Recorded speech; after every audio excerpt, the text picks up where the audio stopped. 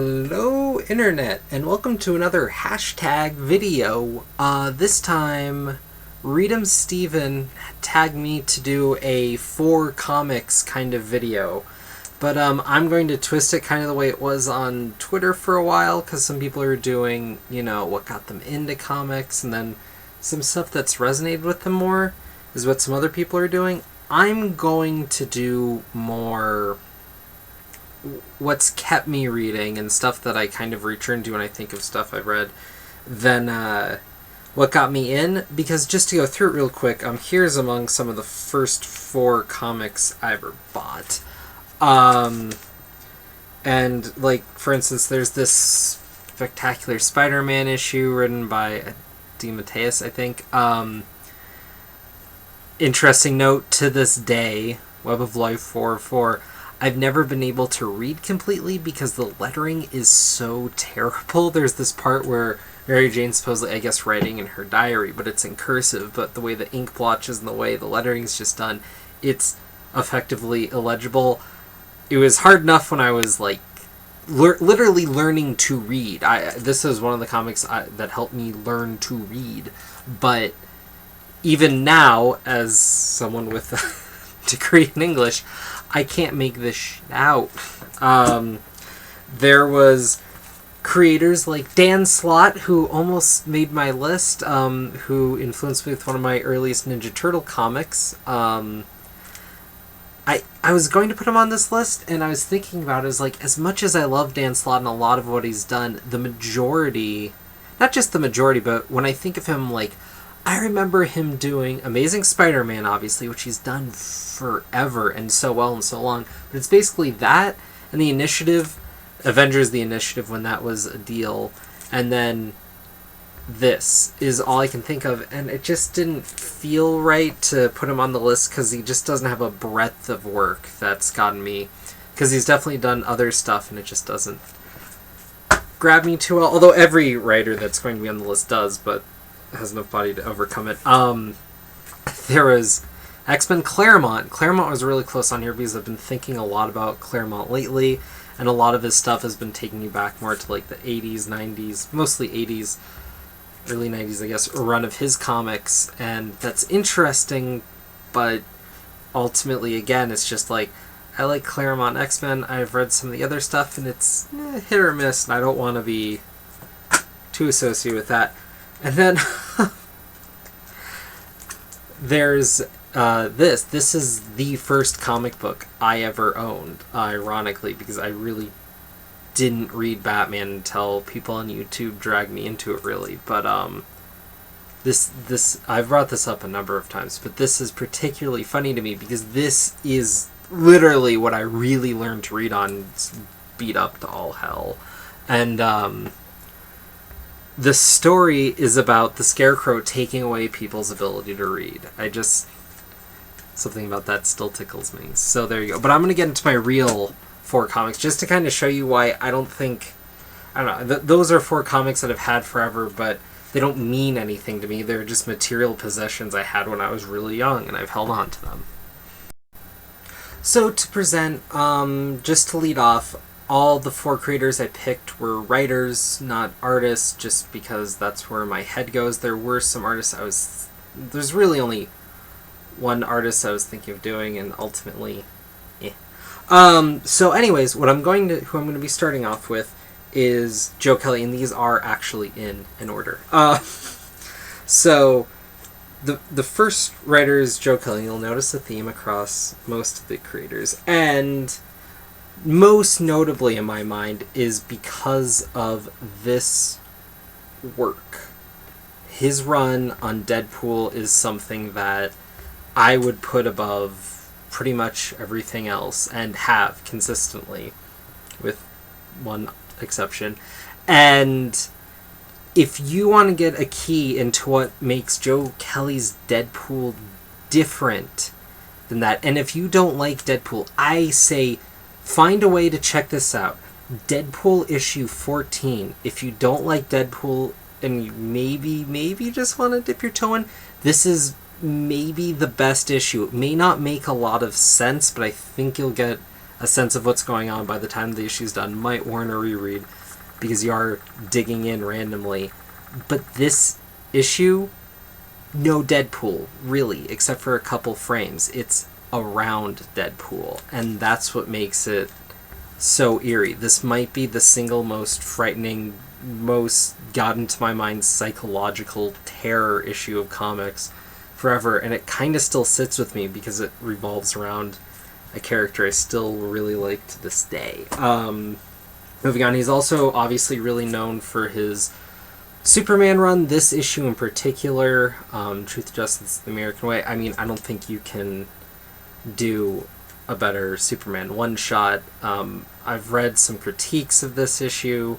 I disagree with them. I think this is a pretty stupendous thing for superhero comics, this issue in particular.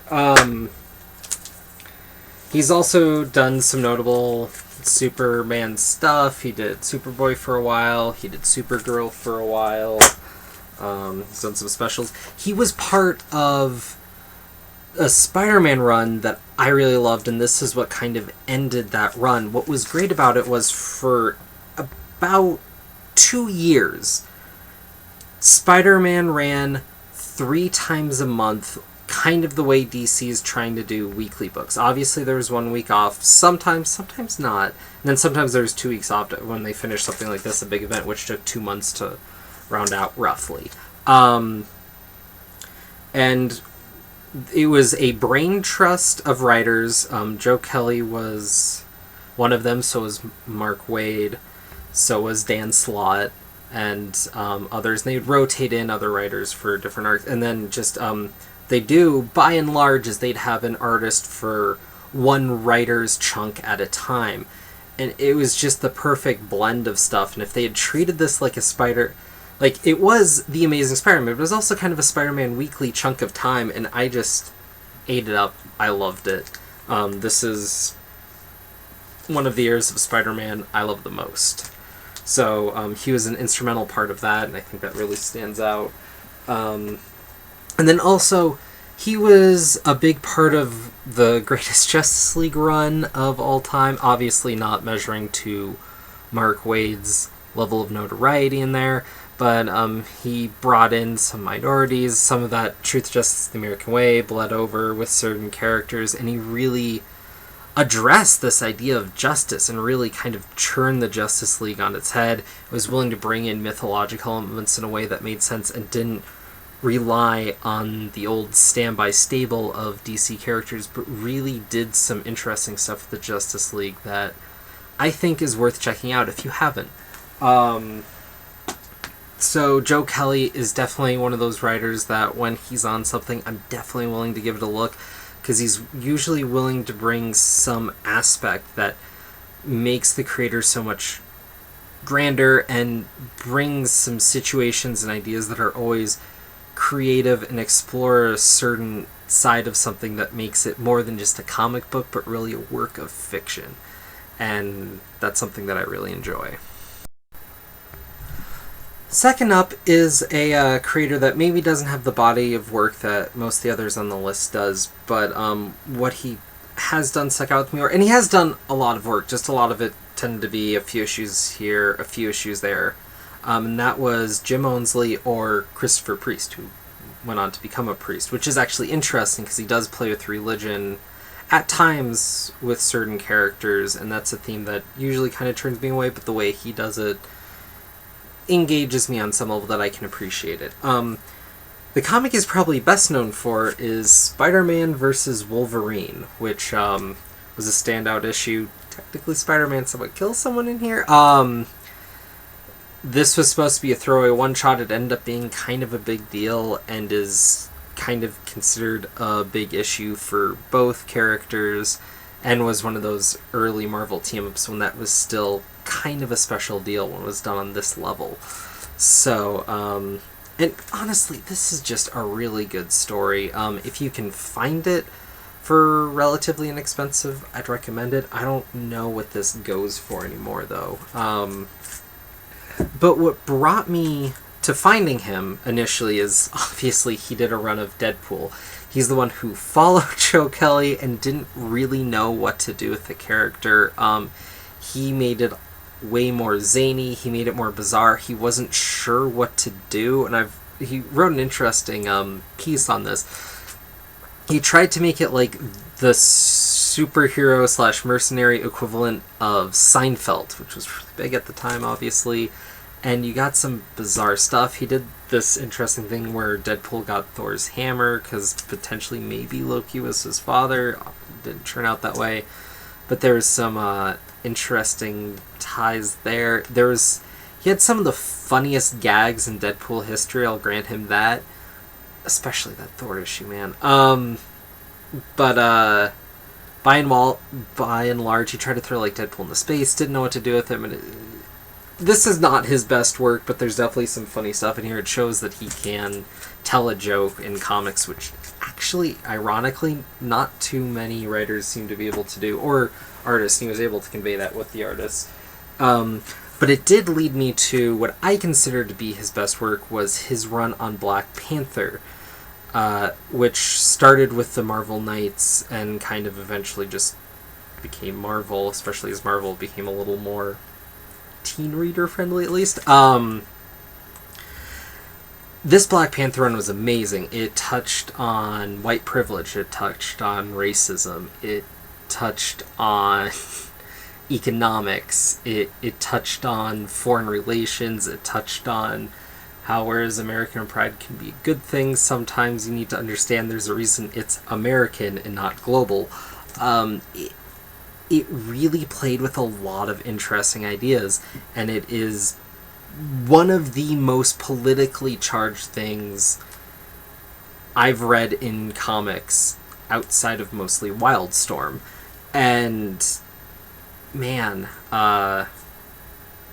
this is a hell of a read if you're up for it. It suffers from the same problem that Joe Kelly had with Deadpool, where Priest was writing an amazing run, figured it was month to month, and kind of got dragged along with some events along the way, and just to keep sales up. And because of that, things kept building and evolving, but also each story arc kind of had its own bit to it, and it was just interesting. When you're said and done, you have this amazing run that stands out. And to me, it's hard for me to read other writers doing Black Panther. Hudlin maybe is a close second, but this is just such an amazing work, and because Black Panther isn't out every month, it kind of creates a contrast in my mind. But I'd say right now, in the comic he's come back to doing is Quantum and Woody, which is a job he got from doing the way he did Black Panther, and it's written the same style of kind of jumping around and whatnot.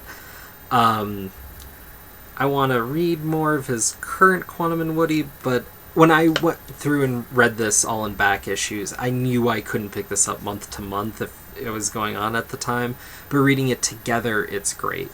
So, that's great. I've definitely tried some other stuff, like he did a character in DC called Zero. It just didn't do anything for me. He's definitely had some flops. But he also was extremely instrumental in the Milestone section of DC for a while, where they had kind of all these different black characters. Obviously, Static Shock was the biggest success out of there, but he was instrumental with Dwayne McDuffie and a few others to create all of that. And it's a shame that he's not maybe involved because they're supposed to be reviving that at DC. I haven't heard anything about his involvement with this revival, which is really a shame because he's one of those creators that's, still alive. So, yeah, definitely a great creator, and if for whatever reason, come time, Black History Month, you want to check out someone who's a great black comic book writer, or if for whatever reason you're religious or want to touch on some religious themes, if you look through his library, it's there. So, there you be. Number 2 for me is probably the highest overall ranked writer on my list. This is one of the greats, and there's no getting around that. There's definitely a lot of other greats I didn't put on here because I don't feel the personal connection as much. They tend to be writers that I came to like or appreciate some of their stuff mostly from the sense that like other people like this, or like, oh, I need to read this, and it wasn't like I love this. I really like, you know, tons of writers, whatever, but it wasn't on the same level. So that creator is Warren Ellis. He's done a lot of really cool off-the-wall stuff like Global Frequency. He has some of the most notable works in comics. Chiefest among them are tied between two of Planetary and Transmetropolitan. I don't think you can understand comics on a certain level without having read Planetary, because Planetary is the definitive comic book for comic book readers, and if you can understand everything that Planetary is alluding to and where the sources come from, you understand comics, you know, major big published comics on a huge level, because this is a work that through each issue, if you wanted to kind of like research and dig in, you'd find comics history, and if you could do all that, you're qualified to be a comics professor. So there's that. Transmetropolitan's amazing. If each Vertigo is a porn for somebody, porn for journalist majors, obviously kind of riffing on Hunter S. Thompson, but Transmetropolitan Volume 1, the way it was collected when I was buying the trades, was the first 3 issues, which is this one amazing story, and if you haven't read that, few comics I could put before that, man. I love all of Transmet, but this is something that I feel like if you consider yourself a comics fan, you have to have at least read this. So, just such a great story. Plays on journalism and just like humanity in a way, and plays on so much stuff that's still, I feel like it's almost more relevant today with internet culture than it was when it came out, which was probably more around the dawn of the 24-hour news network, which is just crazy, right? That the comic becomes more vitalized as time moves on. So, of course, there's that. And then there's the ever stupendous Authority. If you're looking to pick up the Authority along with other Wildstorm stuff, you can get this stuff super cheap. But the Authority, man, this played on a bunch of crazy ideas in a way like nobody else had.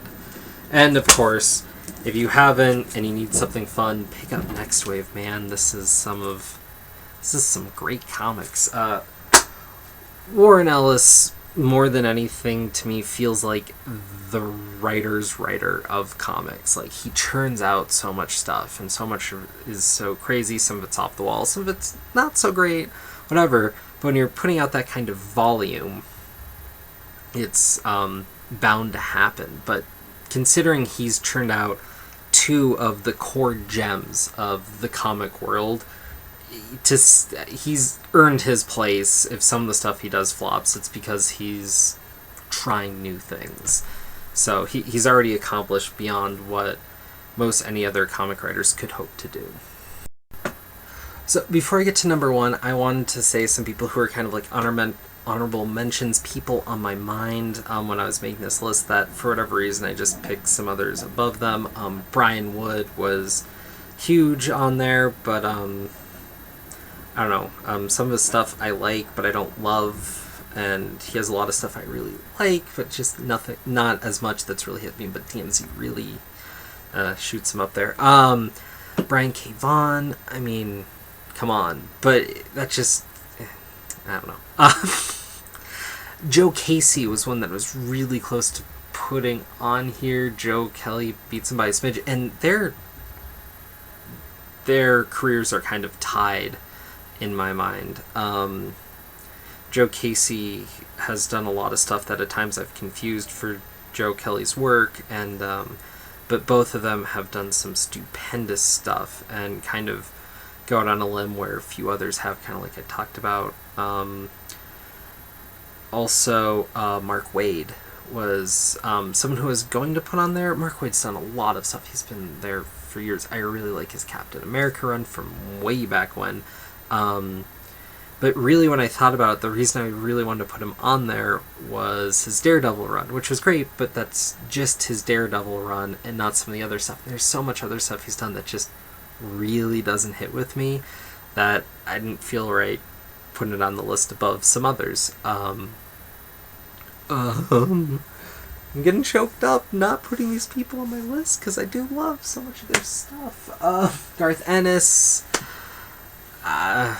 I mean, really, who doesn't love them some Preacher? But beyond that, I mean, he's done some great stuff, but a lot of it doesn't hit me as well, mainly because I'm not so big into, like, war stories and whatnot. Like I've said, Claremont, Dan Slott, they were going to be there. Bendis was a name I struggled with because when I started making YouTube videos, it was really hot to, like, hate on Bendis, and that's how a lot of people kind of got some views. And I may have jumped on that a little bit if you go back and want to find out. I don't want to look. But Bendis did a lot of amazing things. I've been going back and reading, like, his old crime stories, Torso, like I've been talking about, kind of on the fringes here. Amazing. His Ultimate Spider-Man's really good. He's done a lot of great stuff, but he's mostly known for his Avengers run. Meh. Also, it's coming up with the Jessica Jones series on Netflix. If you haven't read Alias and The Pulse, do that, because those are really good, and that's where he kind of really started at Marvel and kind of got to do a little bit of his thing, and that's where it really grew from that, and obviously Daredevil. So, yeah, and Brubaker, after him on Daredevil, is another creator that I kind of considered, but yeah, so many people just kind of showing you, like, me trying to pick 4 is really kind of hard for me. If you know me, my number one's no surprise. There was the one creator I didn't really have to think about if, you know, they'd be on the list or not, and that was obviously Gail Simone. Gail Simone just hits what I like about writing in comics for the most part, especially a little while ago. I feel like what she's done lately is good and great, and it's great that there's kind of that female voice, but she's also become kind of the female writer in comics, which is unfortunate. So not her fault. They just need to hire some more people, and they need to find people who can still write, unlike Anna. I don't think it should be that hard. But she's done so much. Obviously, right now, I feel like she's coming off of being, you know, the creator of Batgirl, and man, Gothtopia, remember that? That was huge, but I feel like she doesn't get enough credit for some of the other stuff she did, like when DC was trying to make a push to have more minorities in there. She did the all-new Atom. That was a really interesting take, and probably the only run of the Atom I've bothered to read. So, yeah, this was interesting, and I would recommend if you're looking for some older DC that stands out. She had some really cool stuff. Welcome to Tranquility was on there. She obviously done Red Sonja. I haven't read that yet. She did a great mini that suffered from some comic syndrome of art, but Rose and Thorn was an interesting one. Obviously, and I'm kind of sad, this is the one character I kind of hope she can come back to, and that was her run on Wonder Woman. Has been, I mean, Cancerella run, man, right? But her Wonder Woman run is great. For those of you who don't know, she did 2 issues of Teen Titans with none other than everyone's favorite artist, Liefeld. So don't get those. If you're looking for some great comics, man, I mean, Secret Six, this issue in particular, this is what sold me on Catman. Like, this was the issue that sold most people on Catman. No one thought Catman was a good idea, basically, until, I mean, when she was starting off, Films United obviously preceded, and but by the time you got to this 9th issue, Catman became kind of like, oh, okay, this comic can work, to like, holy crap, I want Catman to have a solo series. What just happened? And off of Battle of the Cowl, which is one of the worst moments in Batman history, no question.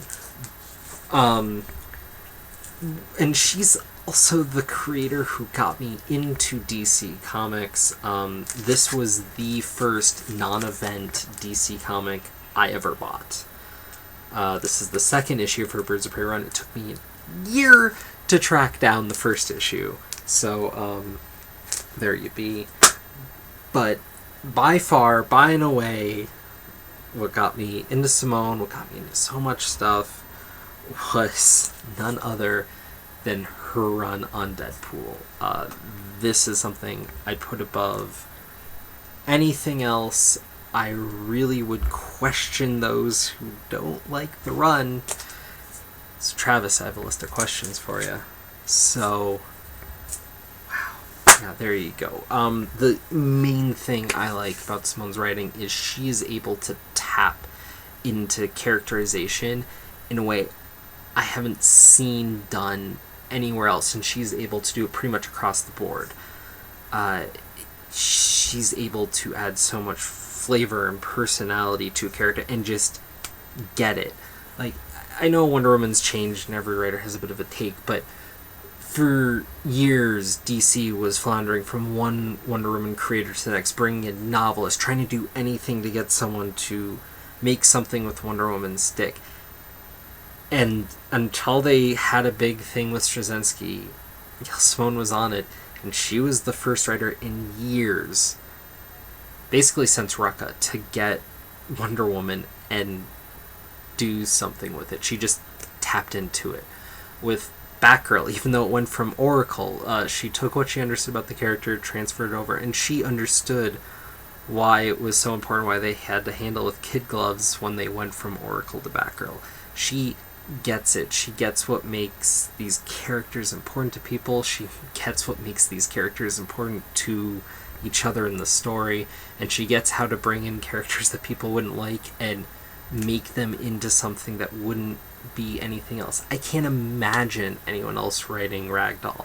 I can't imagine anyone else writing Agent X, Alex Hayden. I can't imagine the writer who has to follow her on a project not being nervous, because you probably aren't going to get the character the way she does, because she has some seemingly magical talent to do that, and that's why far and away she's been usually my favorite comic writer on the market for years.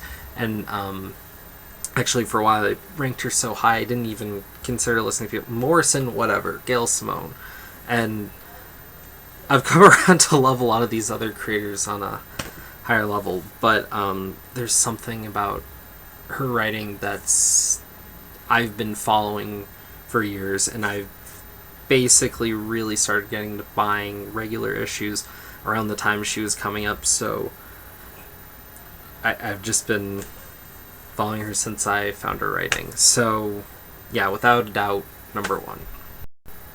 And so, the last thing I was supposed to do was tag 3 other people, not 4 for some reason, to do this For Comic Creators tag. So, I'm going to tag Stacypool, Mercy from Mercy's Little Show, and Reader 1717. So, and I'm just going to do a 4th and say TheDarkNate.